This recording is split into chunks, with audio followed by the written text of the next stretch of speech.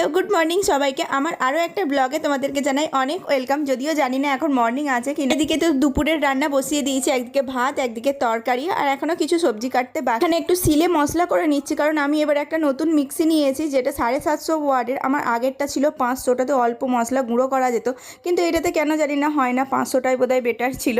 এদিকে আমার সমস্ত কাজবাজ মেটানো কমপ্লিট হয়ে গেছে, হাজব্যান্ডও খাবারও দিয়ে দিয়েছি। আজকে কি রান্না করেছিলাম তোমাদের সাথে শেয়ার করে। এদিকে ছিল ভাত, ঢেঁড়স সেদ্ধ আর ছিল নোটে শাকের তরকারি। আমাদের এখানে না হরিনাম বসেছে, সেই জন্য এই বেশ কয়েকদিন এবার নিরামিষই খেতে হবে। আর পটল আলু ডাঁটা দিয়েও একটা তরকারি ছিল। আজকে না আমার মেয়ের স্কুল ছুটি, এমনিতেই তো কাল থেকে ঈদের জন্য ছুটি পড়ে যায়। এখানটায় দেখো আমাকে কেমন পরিমাণ ডিস্টার্ব করছে, নামেই বড় হয়েছে কিন্তু বাচ্চা বাচ্চা বুদ্ধি এখনও পর্যন্ত যায়নি।